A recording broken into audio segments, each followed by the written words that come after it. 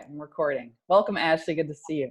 Okay, so let's jump right in. So today we're talking about passion and purpose, which are two really big words used often, and frankly, two words that used to cause me an enormous amount of grief and angst.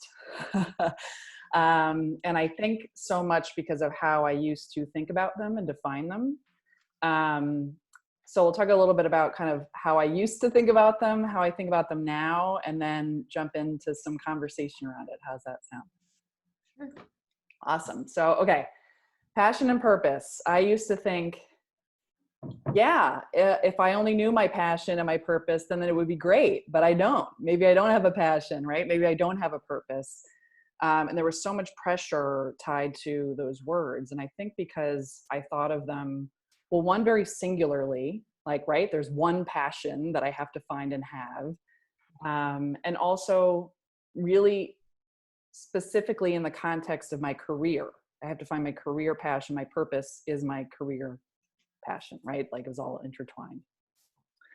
And that's really limiting in the space of, right, it really only gives you one right answer, right? If there's only one right answer to this is what I meant to do, this is my purpose, this is my defining passion, then that inherently means that everything else is wrong. So like,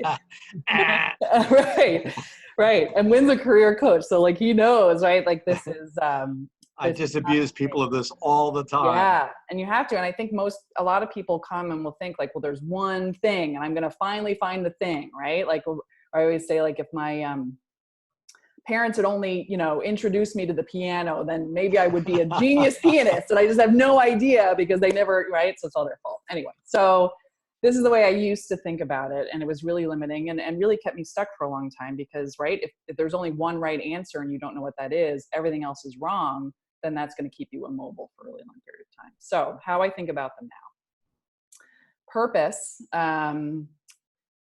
it's not a job, it's a way of being, it's an essence. And I'm excited when you for you to add in here too. But I think about it often as like, right, if my purpose is I'm a lawyer or my purpose is I'm a mom, then all of a sudden that thing changes. Oh my God, well, I've lost my purpose, my reason for being, right?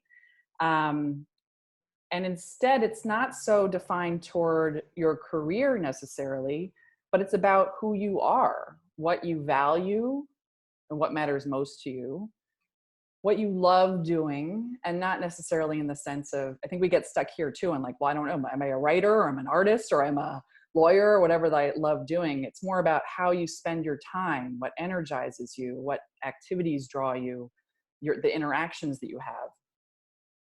And then also, what do I want for the world? What do I want for people? How do I want to contribute in some way? And that can be big, or it can also be small. Maybe it's all big, right? But like, it doesn't have to be saving the world necessarily, although by all means, please do. If that's your bent, go for it, right? But it can also be, I just love making people smile, or I love connecting in this way, or I love sharing ideas, whatever.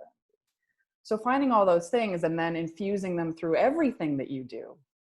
How do I then apply these things that I care about and I love doing and I value and how I love interacting in the world? How do I apply that to my work? How do I apply that to my relationships? How do I apply that to the fun I'm having, to how I'm learning and growing spiritually, in any capacity of life? So that's purpose. And I'll jump into passion and then we'll just open up the doors and like let everyone. So passion too, same idea, right? I didn't have one. I don't have a passion. If I only knew my passion, right? And it would keep me so stuck.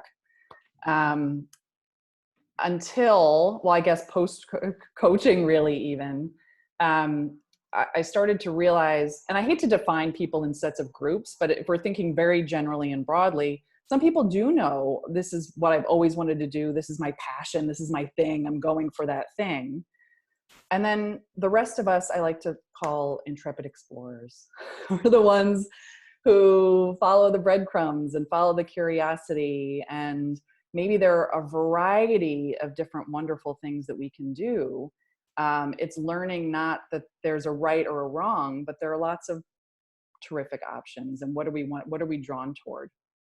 And not necessarily even from a career standpoint, just from what the things that light us up, that we love doing. And in thinking about it that way, I think about it, not only is it a much more interesting biography to read, right? The intrepid explorer versus the one who always knew exactly what they wanted to do, but it's really freeing in a sense if you can let go of the idea that there's only one answer, because then there are wonderful answers around every corner, and it's learning to trust that you can't get it wrong, that you just have to try. So those are my thoughts on passion and purpose, and why now they're fun exploration pieces, versus an answer to the riddle. And so let me open it up. I'm just curious what you all think about passion and purpose. Let's even start with, have those words inspired you, or have they frustrated the hell out of you?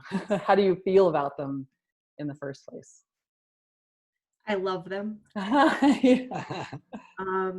I really feel energized by them, especially recently, when I read your book recommendation over the weekend. Ooh. You did? That was I fast. did. The library had it on audiobook, so the minute I read your email, I just downloaded it. Oh, fun. You have to share with Allie what the book recommendation was. The book is Journey of Souls by Okay. Michael Newton. All right. Thank you. And that was so encouraging, because purpose and passion started to turn into my mind into just the question of, what do you want to learn? Yeah. What do you want to learn? And then it's not this big pronouncement like, oh, this is the thing I am. I'm just this one thing. Like, I could be thousands of things. Maybe I'm all of them at once. Maybe I just want to go towards what feels like the right thing to do this minute, today. It's okay if I change my mind in 30 minutes or 30 years, or, maybe all those false ideas of making something permanent about myself are just getting in my way. Maybe it doesn't matter what designation I have or what the title's called. Maybe it's just about feeling really happy about learning new things. And seeing where that takes you. Yeah. I think so much of that is true. Like we get curious about something, but then we jump to the, how is this going to impact my career? Like, what am I going to use this for? What's the purpose of this thing? I remember relates to like Elizabeth Gilbert's Big Magic, which where she talks about, I might have mentioned this already in a different conversation, but she talks about this woman in her 40s who takes up ice skating, and people are like, well, why are you doing that? You can't get into the Olympics, She's like, I'm not trying to get into the Olympics. I'm trying to do something that brings me joy, right? That I love. And then who knows how those things kind of open up our worlds in a way, right? If we're having more fun, if we're meeting more people, if our energy is broader, what might we attract that we might not be able to see the path now, but looking back, we kind of able to connect all the time. Ashley. Those two words scared me for a long time. Actually, more when I was starting my coaching qualification, because everything was driven around identity and purpose, and it was almost like you said, having one purpose and being passionate about it. But I think I told you that Coursera course that I did. Was it you that I told? I'm not sure which one. It's the one that's called Finding Purpose and Meaning in Life. Maybe, yeah, we did talk about that. Yeah. Talk about that. It's a free course on Coursera, if any of you guys, and it's a professor from the University of Michigan. And that stimulated a lot of thought for me. And I realized that it's okay to have a variety of purposes. I have a purpose with trying to find a partner. I have a purpose in my photography that I've really got very, very repassioned about, and doing lots of things I never thought I would do, like doing nude photography, not me, but taking pictures of nude models and stuff, but in a really artistic way, by the way, not in a... They're beautiful. You should follow Ashley on Instagram.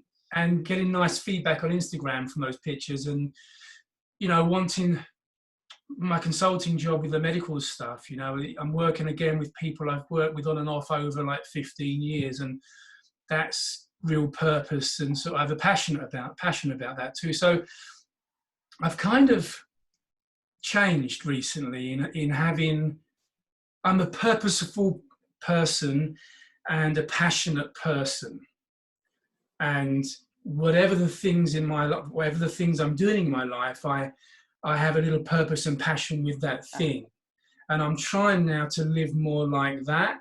And one of the reasons that I'm so glad you're talking about this today, because the last couple of weeks have been interesting. There's another coach called Michael Bungay Stanier. Do you know him? MBS. He wrote the book, The Coaching Habit. Mm. Well, if you're registered with his sort of newsletter, he's doing this thing about having an amazing year.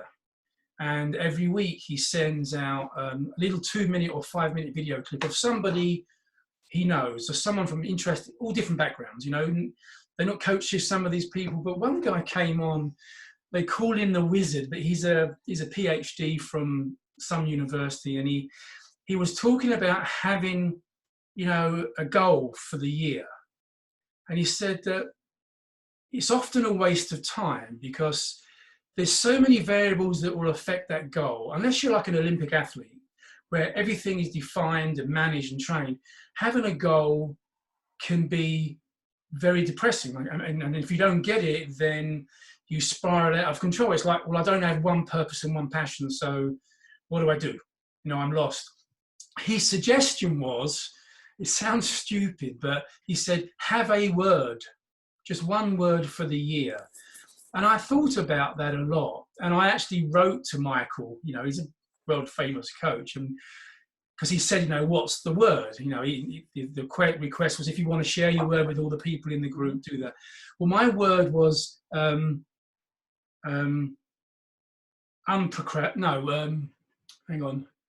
unthink.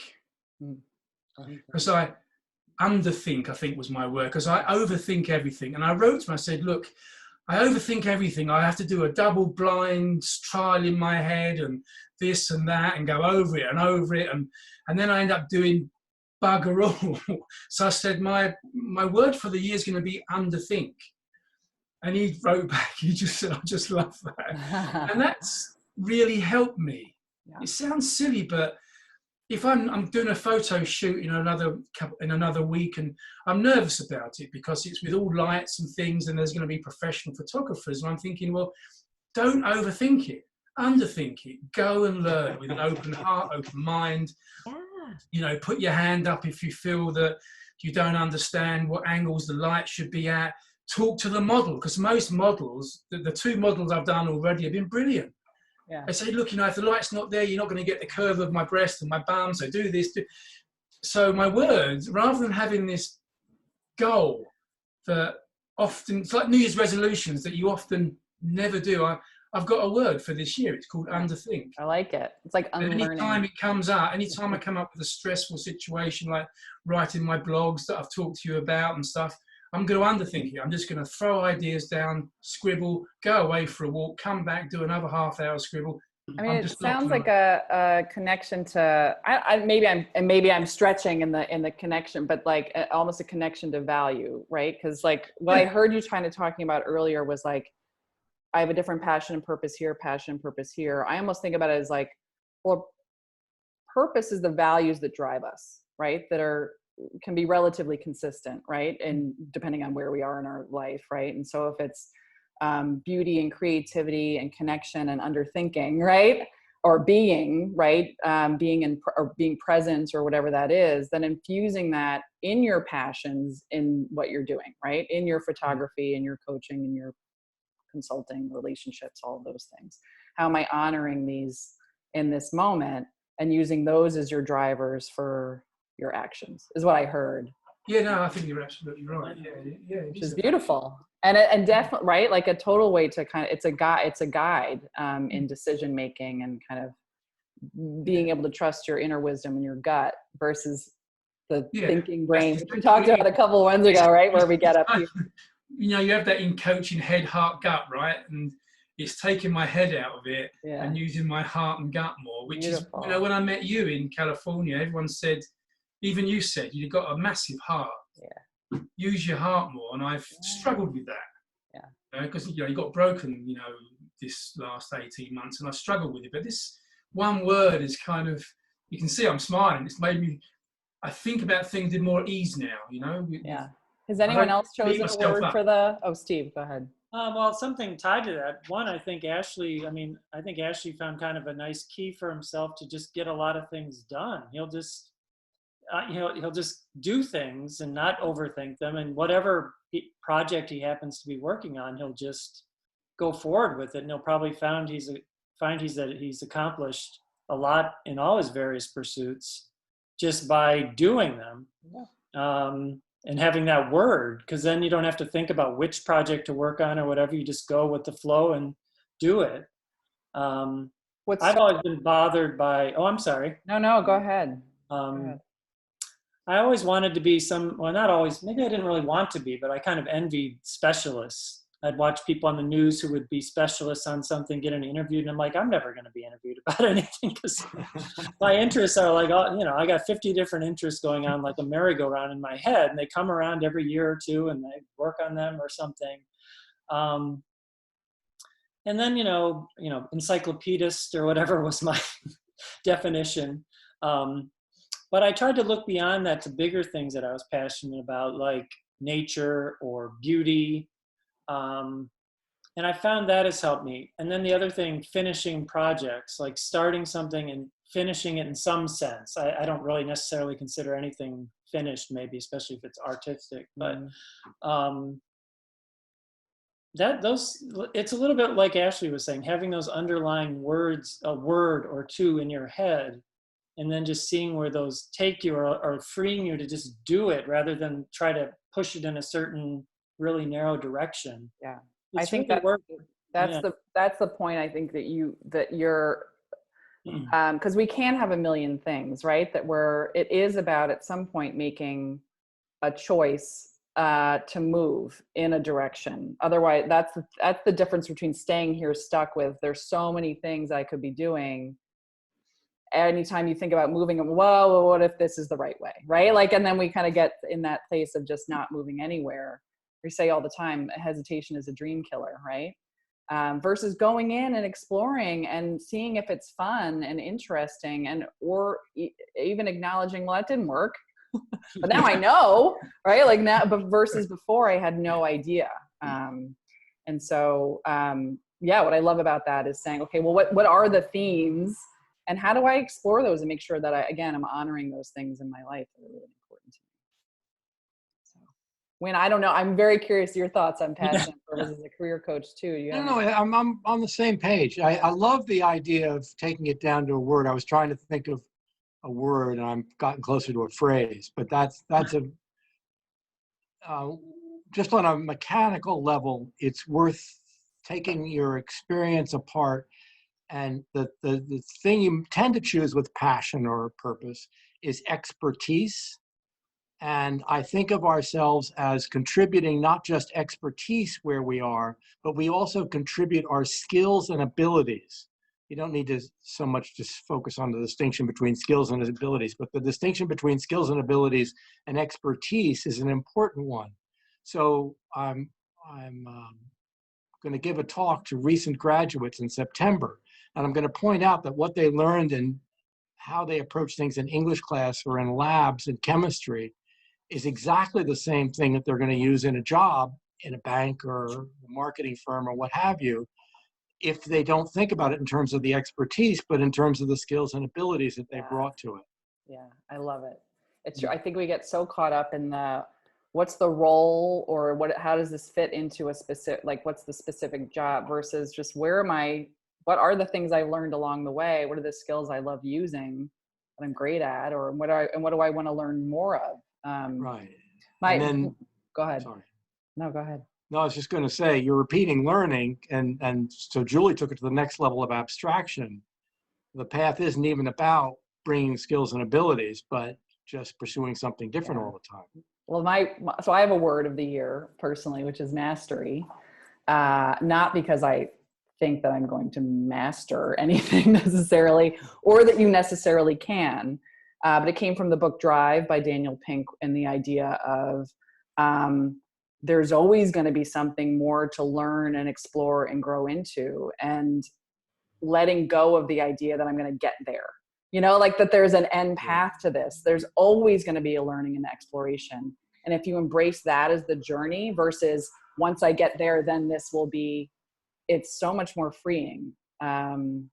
So that's why I picked that word for the year. It's fun. It just means I get to read a lot and learn a lot and explore. And I find it, and then the more I do that, the more it's infused in everything that I do, the conversations I have, my work, etc. So fueled a lot of the ideas for these conversations that we're having too.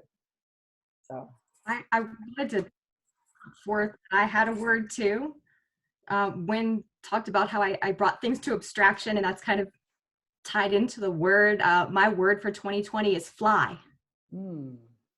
And I ended up doing a session of expressive therapy with artistic journaling, and you get out of your own way with your brain and you sort of create a piece of artwork and then you interpret what it means. And while I was doing that 2-hour session, I got the word fly. I've been trying to get the word because had a word last year and it made so much more sense. Last year's word was patience. This year, I couldn't find the word. So I was like, I got to try this expressive therapy thing. Like, the word's not coming. It's not coming. So I got fly. And I've, the way that the year unfolded, I knew I had to try things that I didn't think were possible for me. And I knew that they would be somehow invisibly, unknowingly possible now. And that's been true. Beautiful. So you're embracing your word. Sounds it was scary at first. Yeah. I didn't know how to do it, but you live with it for a while. Keep living with it, keep returning to it. And the understanding will fall upon you slowly like snow, Beautiful. There's two things that come up for me there. One is intention and the other is trust. So the intention being around, okay, I do need to practice this, whether it's a word or a passion or a value or putting some sort of intention toward it consistently and seeing what comes of it, and then trusting that it will come. When you hear people talk about abundance or welcoming abundance, it's often about letting go of the idea that you need this thing to happen, right?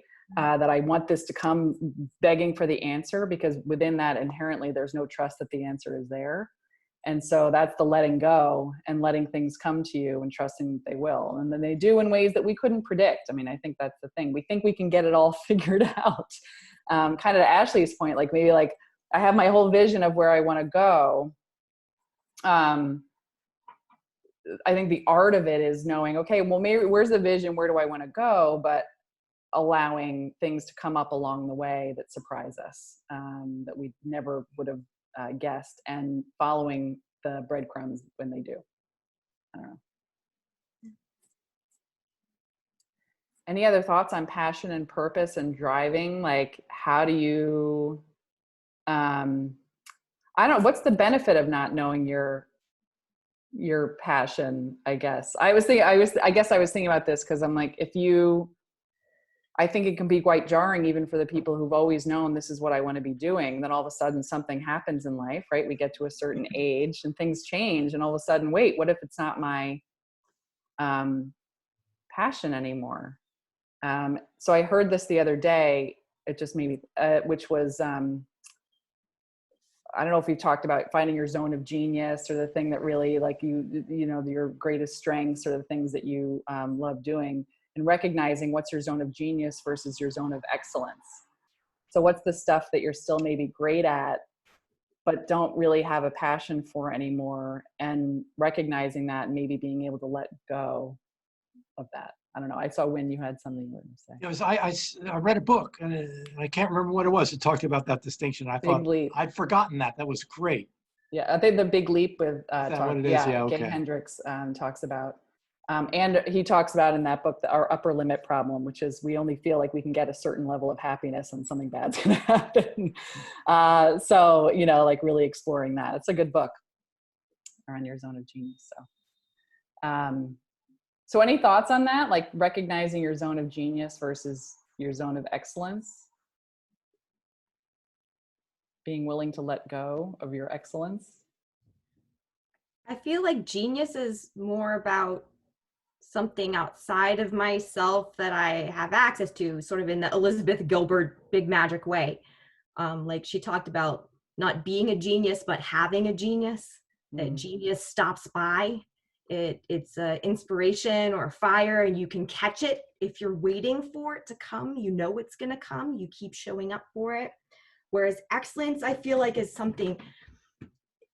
It's something that I apply with my intention, like inside my body. I control it. It's more related to my thoughts and my experience.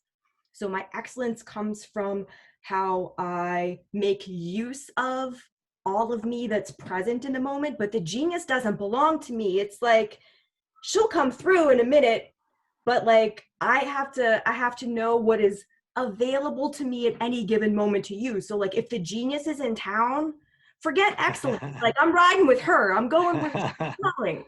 But if she's not around, like excellence is adequate for many things. I like that. I like that. It's like trusting and being able to kind of pivot when needed. But you don't always have to be in your zone of genius and all, right? Periods of time. And it's true. Like I think of it a lot of times when it's like when you're in flow, and we can't be in flow all the time. Or yeah, how would we survive? So I think there's the phrase, isn't there? You had a moment of genius. You know, so you have moments of genius. And that's what perhaps triggers you to go to another level or go sideways, or, you know, whatever it is that what knocks you around the head, you know. yeah. I like that. I like the fact that, like Julie said, it's not always there, because I think you'd burn out, wouldn't you, if it's always there? But it comes and puts its arm around you, says, hey, what about this? Here's the other thing. I guess what about doing this? We have like 1 minute left, but I'll just drop this. Like, it was more of the, oh God, where did my thought just go? The idea that, because you said burnout and then we don't have to be there all the time, but the idea of like, where do I put 20% of my effort to get 80% of the result? And it's so important because like, maybe I don't need to be working as hard as I think, you know, and people think in business, like I gotta be hustling all the time. I gotta be worried, I gotta be doing. Do you? Or if you recognize, well, where is that genius? If I'm spending that 20% of time there, I get 80% of the results. Do I need to be doing the rest of it? Can I offload that? Can I delegate that to someone who it is their genius? Maybe it's my excellence, but I can let that go. Right? Or maybe it's my really good, or have done that a lot, but I can let that go. Yeah. And so too, recognizing, I don't know, balance isn't always the right word, but that life is a mix, right? Of all the things. So I like that idea. Yeah.